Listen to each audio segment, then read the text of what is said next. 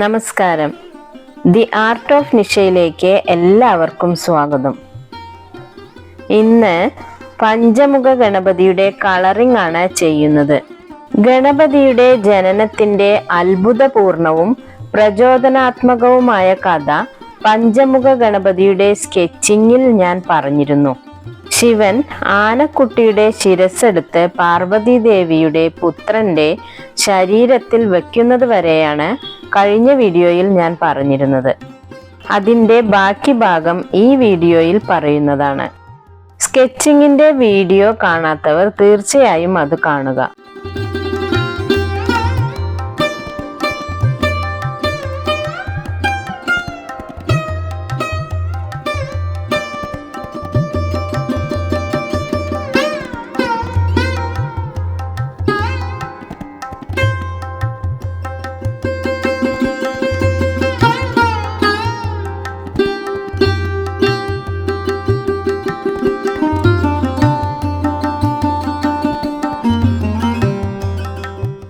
പാർവതി ദേവിയുടെ പുത്രന് പ്രാണൻ ലഭിച്ചതിന് ശേഷം എല്ലാ ദേവഗണങ്ങളും ആ ബാലനെ ആശീർവദിക്കുകയും വരങ്ങൾ നൽകുകയും ചെയ്തു. ബ്രഹ്മാവ് അവനെ ജ്ഞാനത്തിന്റെയും ബുദ്ധിയുടെയും അധിപനാക്കി.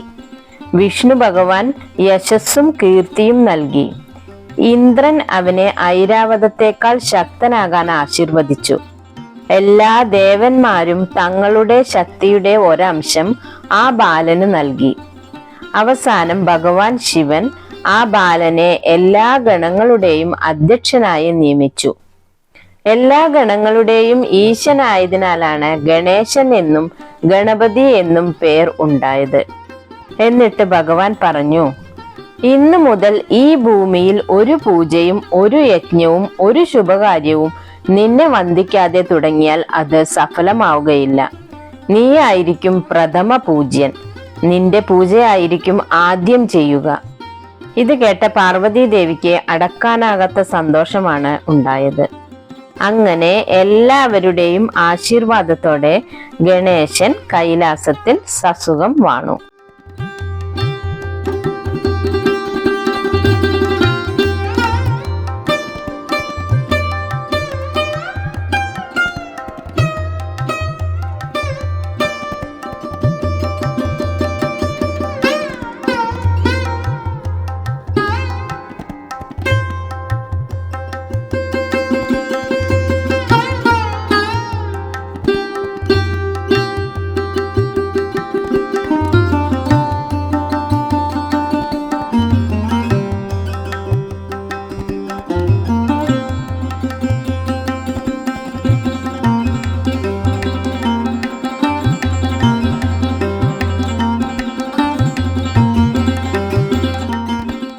ഭഗവാൻ ഗണേശന് പ്രഥമ പൂജ്യനാകാനുള്ള വരം ലഭിച്ചു.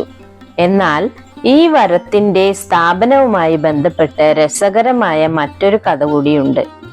ഒരിക്കൽ ദേവലോകത്ത് ദേവന്മാർക്കിടയിൽ വലിയൊരു തർക്കം നടന്നു. ആരാണ് ഏറ്റവും ശ്രേഷ്ഠൻ എന്നും ഭൂമിയിൽ ആരെയാണ് ആദ്യം പൂജിക്കേണ്ടത് എന്നും സംബന്ധിച്ച് ഒരു തർക്കമുണ്ടായി. എല്ലാ ദേവന്മാരും തങ്ങളാണ് ശ്രേഷ്ഠൻ എന്ന് വാദിക്കാൻ തുടങ്ങി.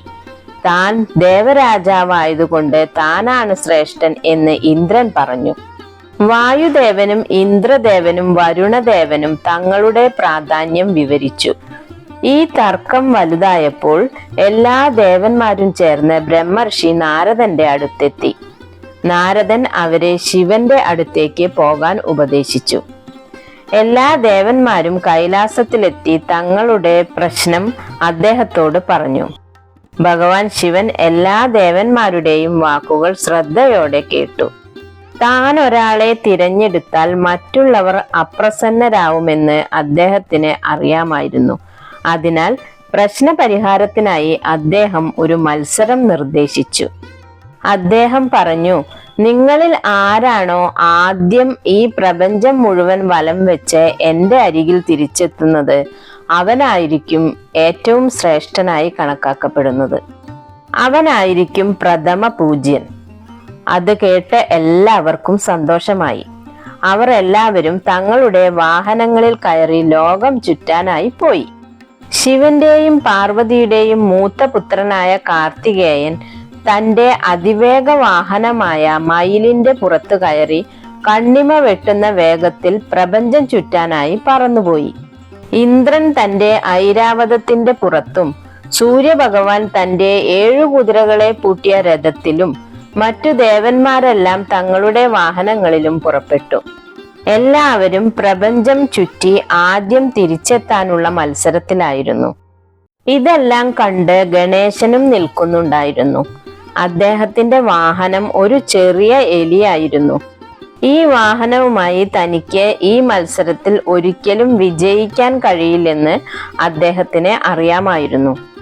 അപ്പോൾ അദ്ദേഹം തന്റെ ബുദ്ധി ഉപയോഗിച്ചു ഗാഢമായി ചിന്തിച്ചു.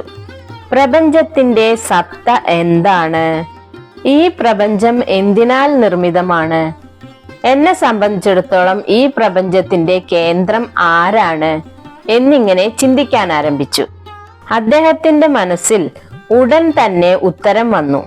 എന്നെ സംബന്ധിച്ചിടത്തോളം എൻ്റെ മാതാപിതാക്കളായ ഭഗവാൻ ശിവനും പാർവതി ദേവിയുമാണ് സമ്പൂർണ്ണ പ്രപഞ്ചം.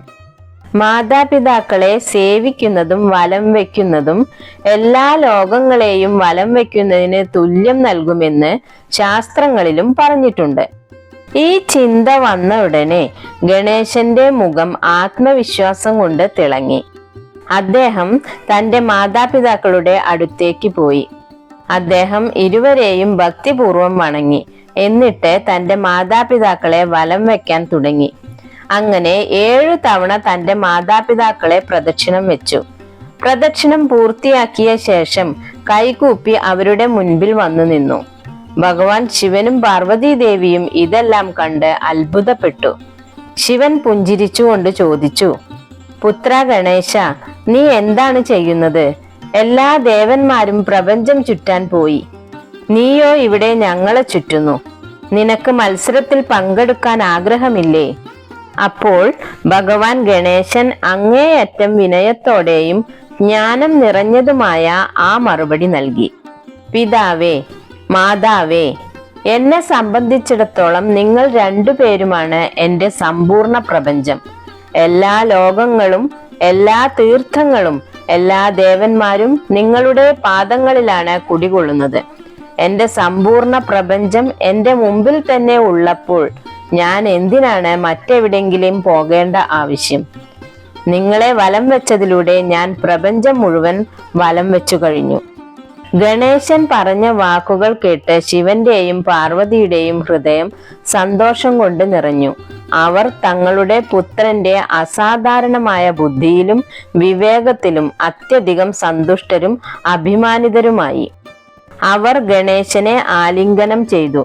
കുറച്ചു സമയത്തിനു ശേഷം കാർത്തികേയനും മറ്റു ദേവന്മാരും പ്രപഞ്ചം വലം വെച്ച് ഒന്നൊന്നായി തിരിച്ചെത്താൻ തുടങ്ങി. കാർത്തികേയൻ ആദ്യം എത്തുകയും താൻ വിജയിച്ചു എന്ന് കരുതുകയും ചെയ്തു. എന്നാൽ ഗണേശനെ അവിടെ നേരത്തെ തന്നെ കണ്ടപ്പോൾ അദ്ദേഹം അത്ഭുതപ്പെട്ടുപോയി. അദ്ദേഹം ചോദിച്ചു, ഗണേശ, നീ ഇത്ര പെട്ടെന്ന് എങ്ങനെ തിരിച്ചെത്തി? നിന്റെ വാഹനം വളരെ പതുക്കെയാണല്ലോ പോവുക. അപ്പോൾ ഭഗവാൻ ശിവൻ എല്ലാ ദേവന്മാരെയും അഭിസംബോധന ചെയ്തുകൊണ്ട് പറഞ്ഞു, ഈ മത്സരത്തിലെ വിജയി ഗണേശനാണ്. മാതാപിതാക്കളുടെ സ്ഥാനം പ്രപഞ്ചത്തെക്കാൾ വലുതാണെന്ന് ഗണേശൻ തന്റെ ബുദ്ധി ഉപയോഗിച്ച് എങ്ങനെ തെളിയിച്ചുവെന്ന് അദ്ദേഹം വിശദീകരിച്ചു. ശാരീരിക ബലത്തിനെയും വേഗത്തിനെയും കാൾ പ്രധാനം ജ്ഞാനവും വിവേകവുമാണ്. അത് ഗണേശൻ പ്രാവർത്തികമാക്കിയിരിക്കുന്നു. എല്ലാ ദേവന്മാരും ഗണേശന്റെ ബുദ്ധി സാമർത്ഥ്യത്തെ അംഗീകരിക്കുകയും അദ്ദേഹത്തെ വാഴ്ത്തുകയും ചെയ്തു. അന്നു മുതൽ ഭഗവാൻ ഗണേശന്റെ പ്രഥമ പൂജ്യസ്ഥാനം കൂടുതൽ ഉറപ്പിക്കപ്പെട്ടു. ഏതൊരു കാര്യത്തിന്റെയും തുടക്കത്തിൽ ഗണേശ വന്ദനം എന്തുകൊണ്ട് ആവശ്യമാണെന്ന് സ്ഥാപിക്കപ്പെടുകയും ചെയ്തു. യഥാർത്ഥ ഭക്തിയും ജ്ഞാനവും പുറം ലോകത്ത് അലഞ്ഞു തിരിയുന്നതിലൂടെയല്ല, മറിച്ച് തന്റെ മൂല്യങ്ങളെയും മാതാപിതാക്കളെയും സേവിക്കുന്നതിലൂടെയാണ് ലഭിക്കുന്നത് എന്ന് ഈ കഥ നമ്മെ പഠിപ്പിക്കുന്നു. ഭഗവാൻ ഗണേശന്റെ ബുദ്ധിക്കും ജ്ഞാനത്തിനും അതിരുകൾ ഉണ്ടായിരുന്നില്ല.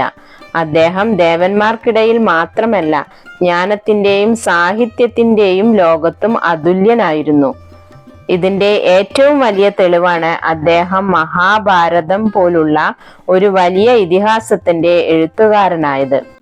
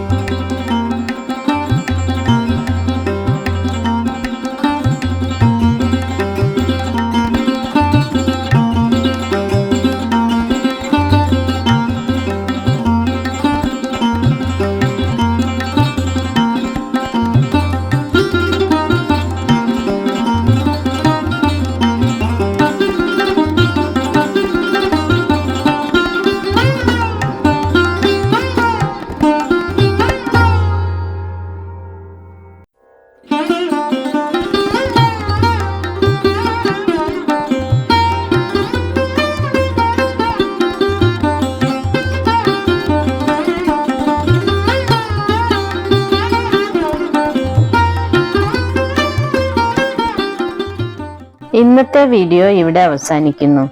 ഈ വീഡിയോ നിങ്ങൾക്ക് ഇഷ്ടമായി കാണുമെന്ന് വിശ്വസിക്കുന്നു. ഇഷ്ടപ്പെട്ടാൽ ലൈക്ക് ചെയ്യാൻ മടിക്കരുത്. നിങ്ങളുടെ വിലയേറിയ അഭിപ്രായങ്ങൾ കമന്റ് ബോക്സിൽ രേഖപ്പെടുത്തുകയും വേണം. സബ്സ്ക്രൈബ് ചെയ്യാത്തവർ തീർച്ചയായും സബ്സ്ക്രൈബ് ചെയ്യുക. കൂടാതെ ചിത്രകല ഇഷ്ടപ്പെടുന്ന നിങ്ങളുടെ സുഹൃത്തുക്കൾക്ക് ഈ വീഡിയോ ഷെയർ ചെയ്യണം.